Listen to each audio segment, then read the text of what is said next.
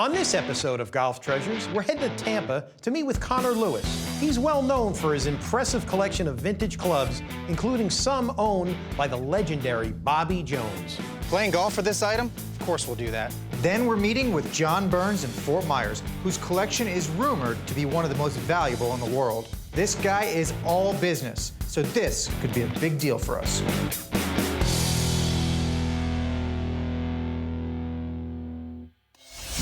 Golf is one of the world's oldest games, It goes back centuries. and that's where we come in. I'm Ryan Carey. And I'm Bob Zafian. We're Green Jacket Auctions.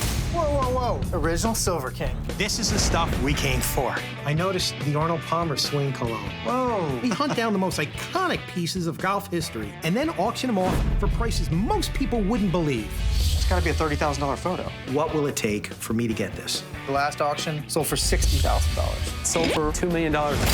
Holy smoke. From 18th century golf balls to clubs used by Bobby Jones. Whoa, this is what I'm talking about. And even one of the most sought-after collectibles in the game.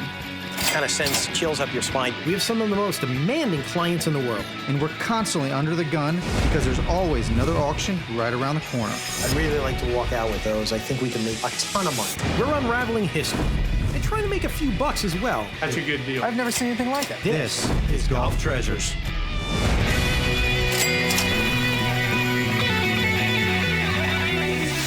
All right, so back in Tampa. We should avoid coming here in the summer next time. I have no idea how you could live here. But this is where our customers are, so, you know, this is where we're getting our stuff from. So what about this guy, Conor Lewis? Yeah, I'm not your typical collector. Because he's the guy that dresses up. Yeah, well, that's his golf game. He belongs to a bunch of hickory societies, and he plays in hickory tournaments, which means they play dressed in the old attire. They're wearing the +4s and the tam o' shanter hats. So you've never dressed up in the knickers? No, are you kidding me? I think you'd look good in that. Yeah, I don't think so. He's got clubs that are used by Bobby Jones and a lot of the old-time golfers, and he actually plays with these clubs. And some of these clubs, you know, they're worth, you know, tens of thousands of dollars. That's nuts. Yeah, he's nuts. So you realize this isn't a guy that's liquidating his collection. If he's selling it, he's doing it to make money.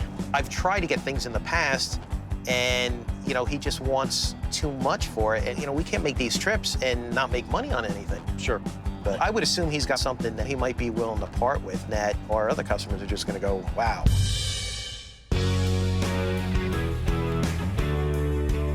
I know he's got some absolutely great stuff. We're going to get something.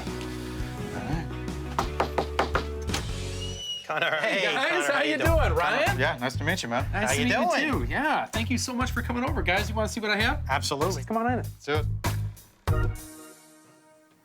Well, here we go, gentlemen. This is my golfing office with at least the heart of my collection. Wow.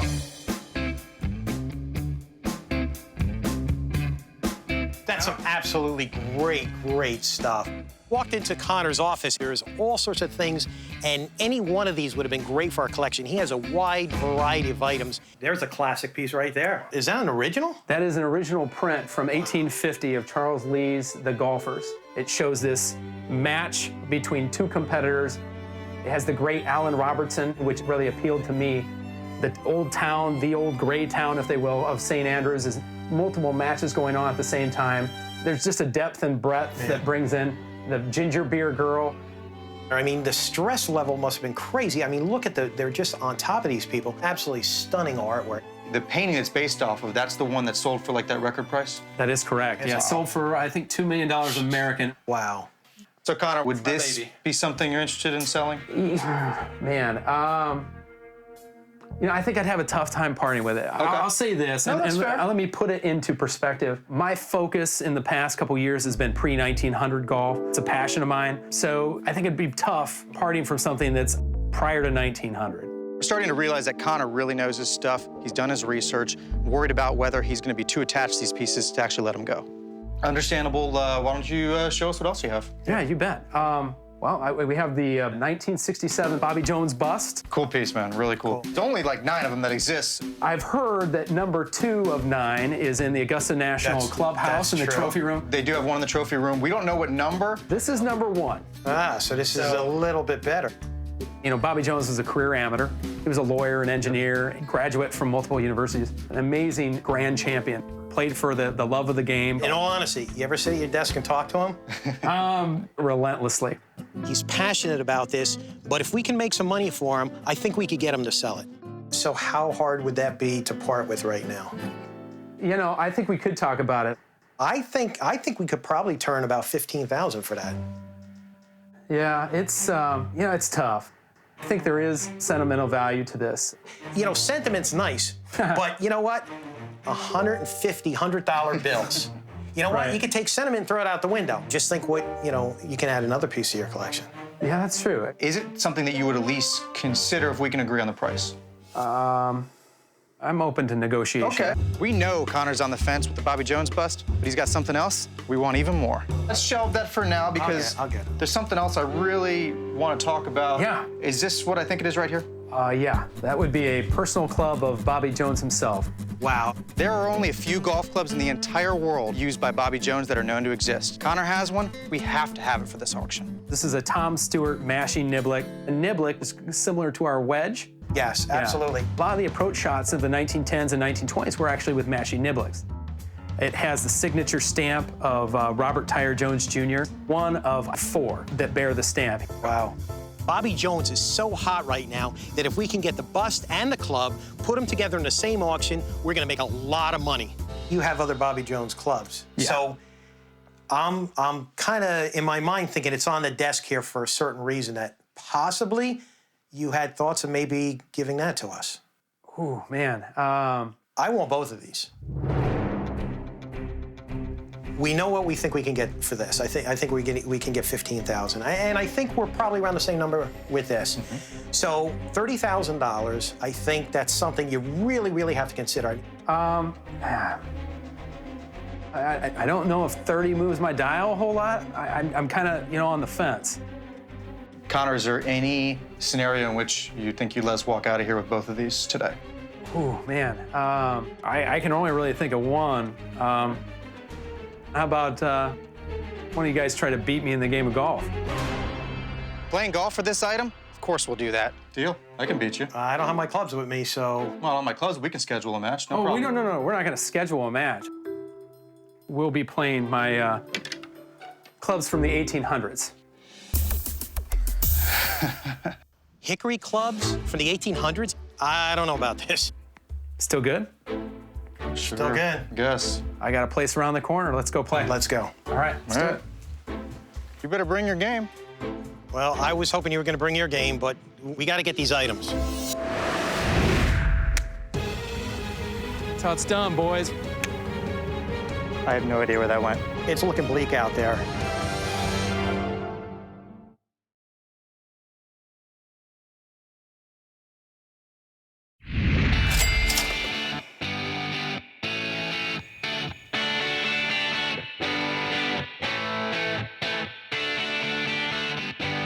We really need to get our hands on some of this vintage Bobby Jones memorabilia. So we made a bet with our buddy Conor that we could beat him in a game of hickory golf. We beat them, we walk out with the goods. We lose, we walk out empty-handed. Gentlemen, you ready? We win, we get the Bobby Jones items. I win, I keep them. Let's do this.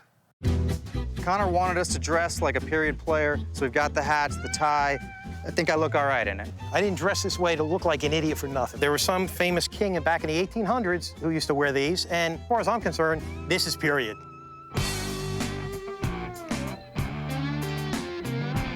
Hey, Bob, just so you know, you break it, you buy it. The clubs are from the 1800s. Really don't want to break one. We break one, we break one. We're here to do a We're job. gonna pay for it, though. We're here to do a job.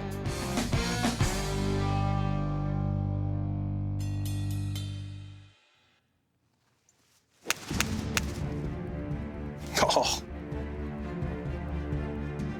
Still in one piece.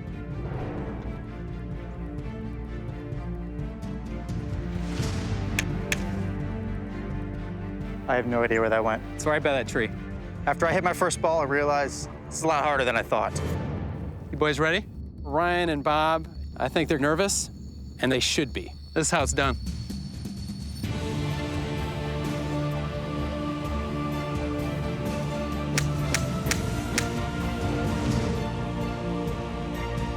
That's how it's done, boys. You get that first shot, thinking we might be in trouble. that Bobby Jones stuff might not be coming home with us.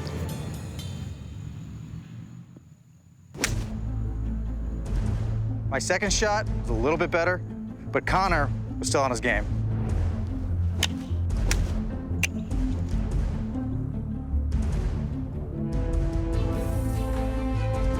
He's going to be real tough to beat.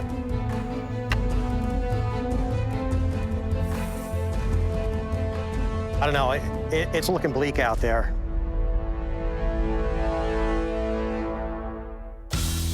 The fat lady, do you hear her singing somewhere?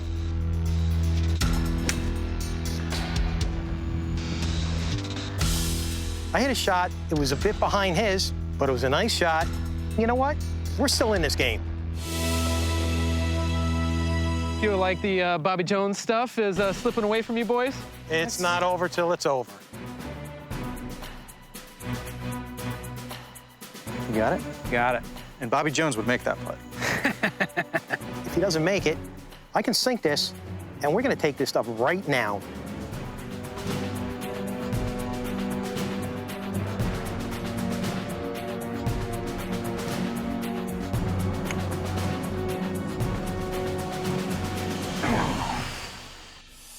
Still got a chance.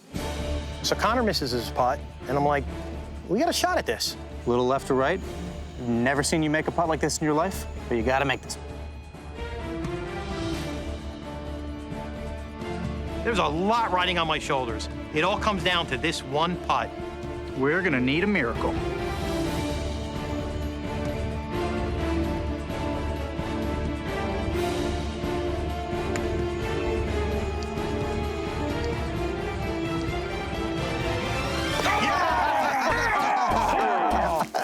And we won.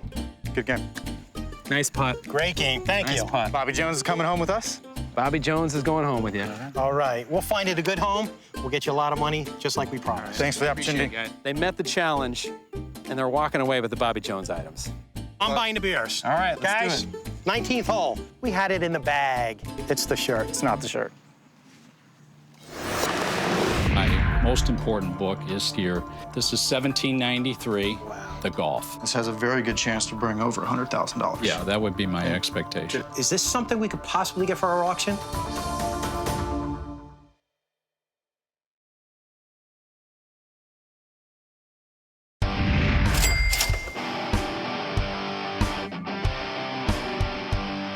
We won big at Conor's house with all that great Bobby Jones stuff.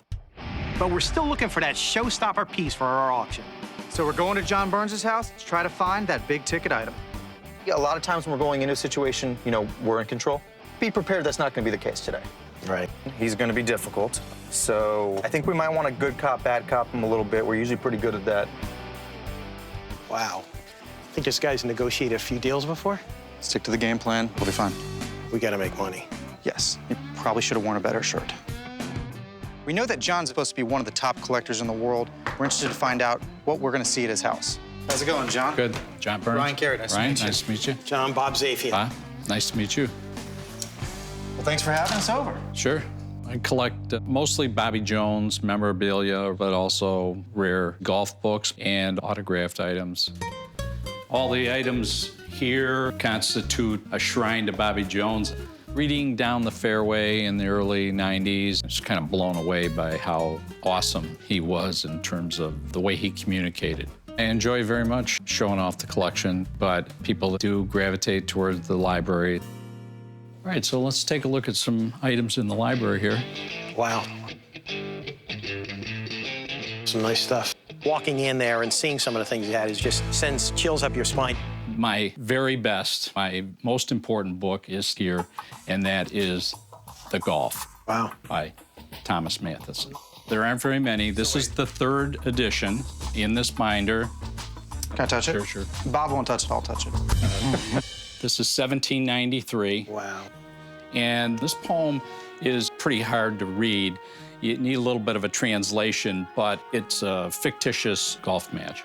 The Golf is the first book ever written about the game of golf. It's so old, the letter L wasn't even invented yet. It could sell for 6 figures. Well, that doesn't look too bad. You can actually read that. It's after he quitted the employment, he went into holy orders as a clergyman. His piety which I have no idea what that is, rendered him the object of the high veneration of his parishioners. So in the art of golf. This Golfing. is not bedside reading. Wow, this is Shakespeare. Yeah, exactly. That's enough of that experiment. Yeah. We got Bob to try to read the poem. He actually did a better job than I expected, but mainly because he was just making up words. Years of book learning. Whatever. I've seen a lot of pieces of golf memorabilia in our day. I've never seen this. You ever seen it? Absolutely not. That's just absolutely spectacular.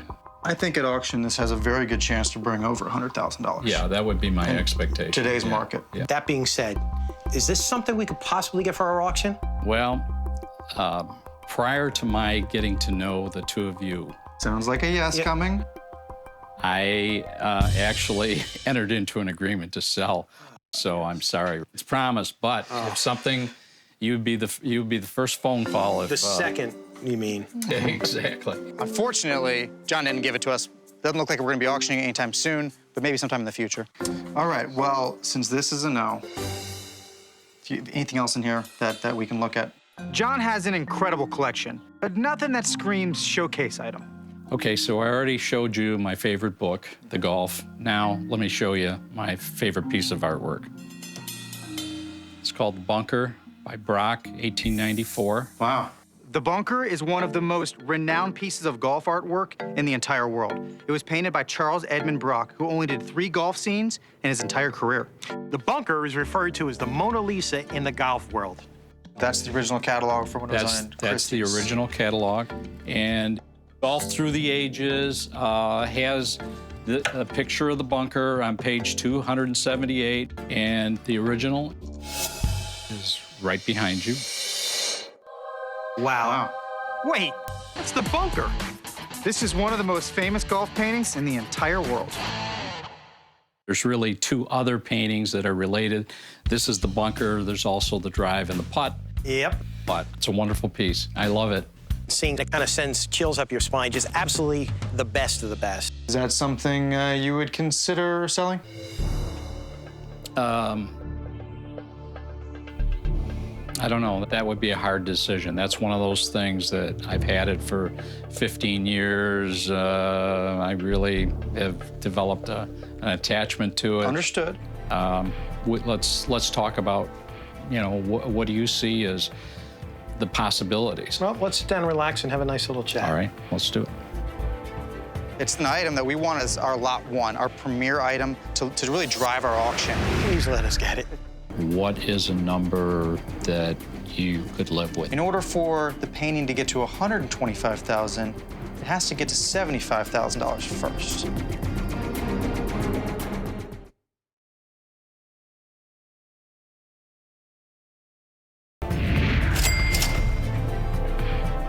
Let's talk about, what do you see as the possibilities? Well, let's sit down and relax and have a nice little chat. All right, let's do it. It's an item that we want as our lot 1, our premier item to really drive our auction. Please let us get it. All right, educate me on what you see as the process. I have my own opinion but it's emotional. It's based on, I've had it for 15 years and I love it. I'm just as happy to continue to own it. I understand the emotional attachment. Right now is a very exciting time with golf memorabilia, especially a painting of that magnitude. And I would argue that it's the perfect time to sell at auction. To me, it's easily into 6 figures. I would be unhappy if I were to receive less than 6 figures. If we put a reserve on it of, let's say, $125,000 or something like that, I would say, well, okay, I've more than doubled my money. That's pretty good. In the auction world, a reserve price is the minimum amount a seller will allow us to take for his item. If bidding doesn't get that high, it goes unsold. We have to return it to the owner, and we make no money. So are you saying the minimum you would take would be double your money, more than double your money? I would like to see the minimum be $125,000. If you believe my thinking is wrong, please advise. I don't think set your me thinking straight. is wrong in the value. The people that might only have 125 or 150, we don't want them to be out of the game with their first bid. Sure. We want to get them involved in the beginning and have them beat each other up. We want it to sell. We're not scared off by the $125,000 number, just the reserve. All right, so you don't like 125 as a reserve number. What is a number that you could live with? So hear me out. In order for the painting to get to $125,000, it has to get to $75,000 first. I can tell by John's face that $75,000 is too low for him. But if we go a penny higher, we might not sell the painting. If we can't get our number, we may have to walk. 75,000 was not what I was really thinking about. I really have no interest in giving something away. I want to get a fair value, or I want to keep it. If the final price goes somewhere near that lower reserve, I'm not going to be pleased. There's a lot riding on this, but I'm going to bow to your greater expertise and hope you're right. So are you saying we have a deal?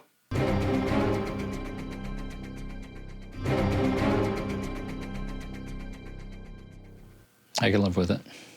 Thank you, John. Bob? The money will be put to good use with respect to charities and things of that nature. When John agreed to $75,000, I just thought, hell yeah.